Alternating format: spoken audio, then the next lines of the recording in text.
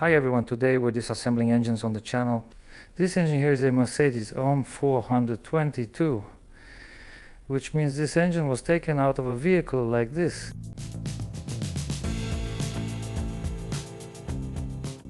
The engine belongs to my subscriber from Yekaterinburg, E, and the reason for removal is scheduled maintenance.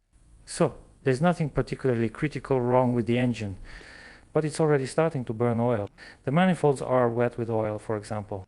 As you can see here, oil is also leaking somewhere from the engine valley. So basically it's a scheduled repair. I start disassembling here as usual, removing pipes, hoses, manifolds, valves, covers, cylinder heads, the clutch and so on. We take it apart here and inspect for defects. As usual, something comes in from the night shift. We order the spare parts and then we put it all back together. There will definitely be a test run on the bench. I love starting these engines right on the bench in my workshop. So basically everything is as usual. That's the amount of work we have. Let's get started.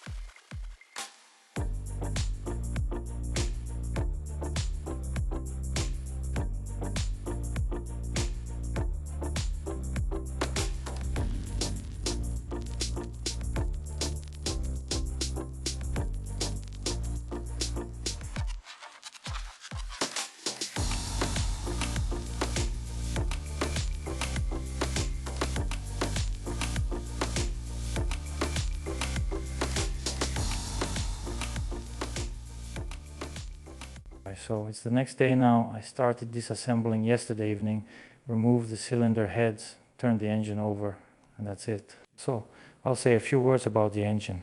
My first impression is that it's actually a pretty good engine, judging by the condition of the block and, for example, as much as I could see of the cylinder head mating surface, there is some wear on the liners, so they need replacing.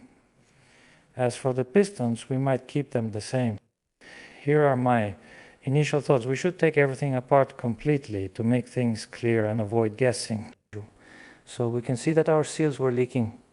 The rear seal, everything here is covered in oil.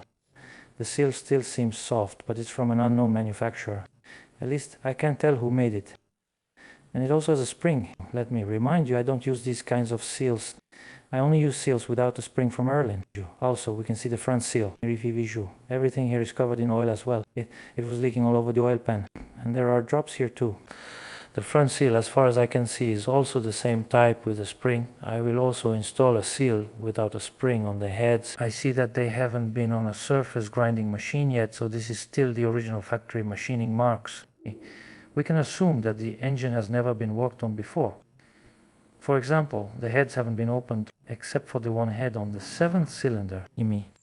When disassembling, it was clear that there was already a gasket from another manufacturer installed. By the way, one that I don't use, the one with copper seals. We can see that corrosion has already started on the head. I've said many times that a gasket with copper seals damages the head and the block. I don't know when this head was repaired, when it was removed, or when the gasket was replaced, but we can see that it has already been on a surface grinding machine. There are marks from the stone, and we can also see that it's already covered in this kind of rust. Although, let's say, here's a head that's still from the factory. I think we can see that there's no rust here, because there's a gasket with rubber seals on the heads. We'll also disassemble it, check the valves, guides, and more, and I'll mention the clutch right away. We can see that the flywheel has this kind of wear, and the pressure plate also has significant wear. At some point, the disc was replaced here, meaning a new disc was installed, but we can see that the disc isn't working. So as one possibility, I would assume that the car was joking, because, as we can see, it only makes contact with a small surface area like this. All of this isn't making contact, and as a result, we can see that it's already been scorched here. So, when I removed the clutch, you could smell the burnt clutch, meaning that only in this spot do we have contact, a contact patch. And, accordingly, there's not much of it. It can slip, which is why there's a burnt smell and so on. I will recommend to the customer to replace the flywheel pressure plate, and this completely will install all new parts, most likely.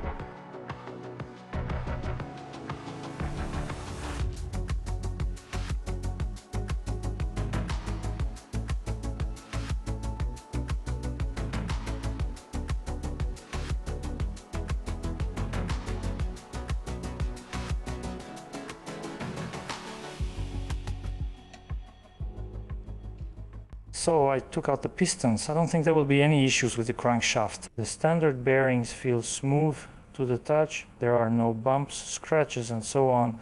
But visually you can see some marks here. I think we'll just polish the crankshaft and there won't be any issues with it. The bearings are also basically in working condition. There is some wear, some minor scuffs and scratches, but that's pretty much the standard working condition for bearings. As usual, the bearings in the connecting rod are in worse condition. We can see there's this kind of wear, and obviously all the bearings will need to be replaced, as well as the piston pin bushing. As for the pistons, I'm not sure yet. We had a different gasket on the 7th cylinder, and there's a new piston there, meaning all the others are old, apparently still from the factory, and only one piston is new. It's unclear why it was replaced, or when it was replaced. You can see on the pistons that the skirt is already scratched and worn down. If you measure here, there will be several hundredths of a millimeter of wear. Well, there are also some small scuffs on the skirt. Somewhere I showed bigger ones. There are some scuffs, and in some places they're smaller. So, regarding the pistons, I will recommend to the customer to replace them and install a new piston set. But, of course, it all depends on the customer's decision. Basically, these pistons can also be installed. They will still work for some time. It all depends on what plans the customer has, whether he wants a major overhaul or just a basic repair so the engine runs. We'll see what decision is made. So next I take out the crankshaft and the camshaft. First I unscrew these side tie bolts, then I unscrew the main bolts. Then we check the condition of the main bearings, look at the condition of the shaft itself, and then we'll also check the camshaft and see what the cam lobes look like. Well, from what I can see here, they seem to be in pretty good condition. As usual, we take it apart first, then draw conclusions.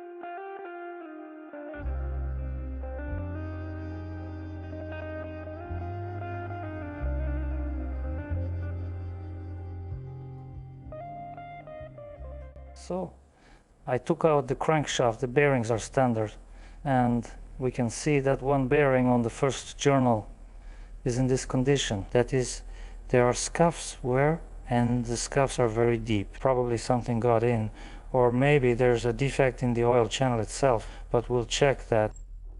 The most interesting thing is that the bearing in the cap was damaged, but the bearing in the block, well, it also has scuffs, but they're not as bad. No, actually, they're almost the same. So we can see that the main bearings of the first journal are in this condition. So I took a preliminary look at the journal, and there are some small marks on it, let's say. But in any case, we won't touch the crankshaft. I think I'll just polish all of this. Well, the size might be less, maybe minus 300, but as I already said, in my opinion, it's better to have minus 3, 4, or 500s than to grind it down to the next repair size. So we'll also be replacing this wear ring here. As you can see, there's a lot of wear on it. So I checked the camshaft right away, and in my opinion, the camshaft is just in perfect condition. As far as I can tell, not a single cam lobe is chipped, not a single cam lobe is worn down. So it's just in excellent, amazing condition. As for the lifters, I see that we have regular lifters installed, and I can see that some of the lifters already have pitting. Well, I'll take them out now and show everything in more detail, but that's what we can see for now. There are pit starting there. This lifter has started to pit, so the engine was disassembled just in time. As usual, these lifters start to crumble, and when the lifter gets chipped, the surface becomes uneven and rough, like sandpaper, and it starts to wear down the camshaft lobe. So it crumbles the lifters, wears down all the lobes, and as a result, all the lifters have to be thrown out. The camshaft has to be thrown out, and so on. So here, as we can see, everything is just in time. Obviously, we'll replace these lifters and install upgraded lifters, the ones I usually use. So for now, the crankshaft and camshaft stay as they are.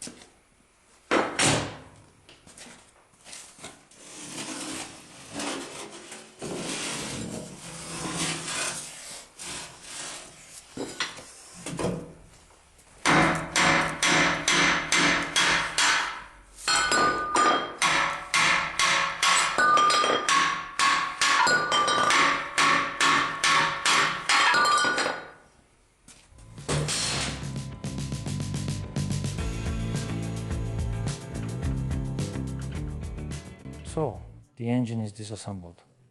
Let's sum up. First, I think the block probably won't need machine work. Of course, I still need to clean it and check everything on a clean block, take measurements, but most likely the block will stay as it is. At first glance, everything seems fine. So next, I've already taken out and knocked out the camshaft bushings. So we'll need new bushings, new lifters, new bearings, main rod, standard all around. So as I already said, I would recommend a new piston assembly, but we'll see, that's one option. It's possible that the old pistons will stay, and only the sleeves and piston rings will be replaced, along with the seals under the sleeves. As I said, there won't be issues with the crankshaft. I'll polish it, take measurements, replace this running ring, blow out the channels, and basically that's it for all the cylinder heads. Now I'll also take it apart, check the condition of the valves, the valve guides, the camshaft. As you can see, there's some wear on them. Some places have more, some less. We'll need new bushings. As for the connecting rod, we've discussed replacing the piston bushing, but the pistons are still undecided. Now, about the camshaft, I took it out, and as I mentioned before, it's in good condition. You could even say excellent, and I wiped it down a bit. And I see that right here we have the mark BF. That means this camshaft is not from the factory, it's already a replacement camshaft. It was replaced at some point, but I think it was changed back in Germany because it's clear the engine was repaired in Germany. Specifically by these marks on the crankshaft, and I think there are some on the block too. As far as I know, such marks are put in Germany during engine repairs. So the overall condition of the engine is quite good. If we don't have to take the block anywhere, it's running well and working, then that would be perfect. Well, there will also be a compressor repair and possibly a water pump repair as well.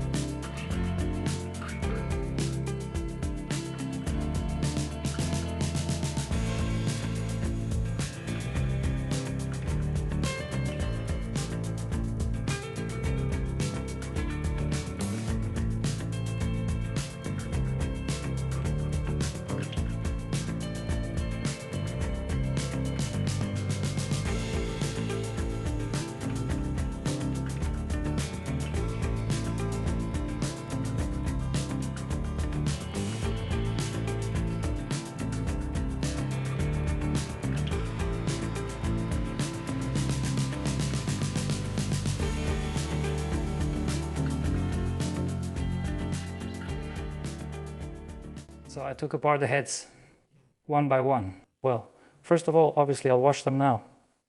Then they'll go to the surface grinding machine and I'll also do a pressure test. That's first. Second, the intake valve guides, we definitely won't touch them. The intake ones. We're keeping the old valves, they're basically in good condition as usual. I'll make the working chamfer narrower. Lap the valves in place. I've marked which valve belongs to which head. As for the exhaust valves, we've decided to replace them. They need to be new. The valve itself is already thin, plus there's a pit. And if I machine it, the edge will be too sharp, so we'll have new exhaust valves.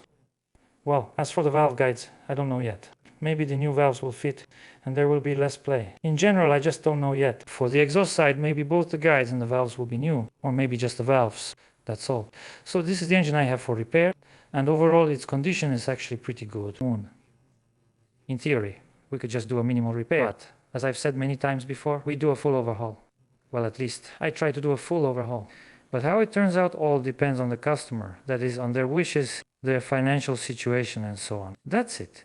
I'll finish this disassembly video here. Thank you all for watching. Good luck to everyone. Goodbye.